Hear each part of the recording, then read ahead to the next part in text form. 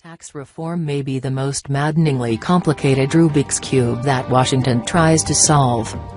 There are so many arcane rules and deductions at stake, so many possible combinations of varying rates for businesses and individuals, so many lobbyists swarming around each provision that it's the mother of all political headaches. There are untold numbers of winners and losers, and they all fight like hell. So I barely blinked when the Trump administration let it be known that it wouldn't be able to meet the goal of passing tax reform by August. It took Ronald Reagan about 2 years. But the problem with that timetable is that it may be a long time before the president puts some legislative points on the board, as the upcoming blizzard of 100-day stories will undoubtedly point out. First, of course, Trump was going to repeal and replace Obamacare. He may go back at that, but the entire effort seems in limbo. He has also raised the possibility of combining tax reform with a big infrastructure package, suggesting a sort of grand bargain with Democrats who would trade spending on roads and bridges for some tax cut formula that would also help the middle class. The problem, at this point, is that Trump doesn't have a tax reform bill. So there's nothing to negotiate with Congress.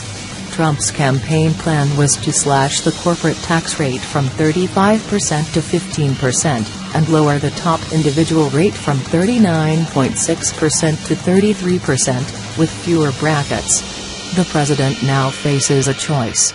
He can go for straight tax cuts, scrap a few deductions and declare victory, hoping that lower rates are what people care about.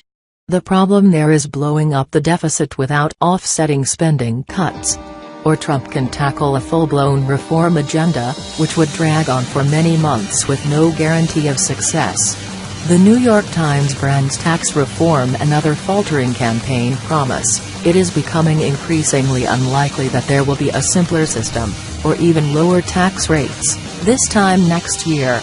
The Trump administration's tax plan, promised in February, has yet to materialize. A House Republican plan has bogged down, taking as much fire from conservatives as liberals, and on Monday, Treasury Secretary Steven Mnuchin told the Financial Times that the administration's goal of getting a tax plan signed by August was not realistic at this point. That GOP plan, by the way, includes such controversial measures as a border adjustment tax.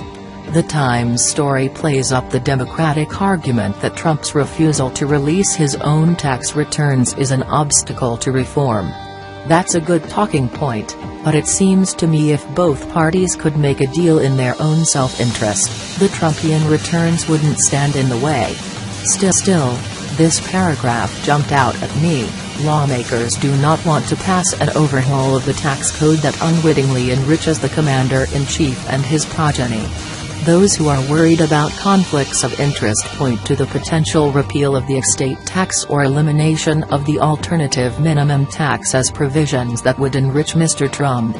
The AMT, started by Congress in 1969 after 155 super-wealthy people were found to have paid no tax, now affects several million taxpayers who don't consider themselves rich. Most of them make less than $200,000 a year. Congress has been grappling with this problem for a very long time. Would lawmakers really not act on that provision, or others, because it might benefit Donald Trump?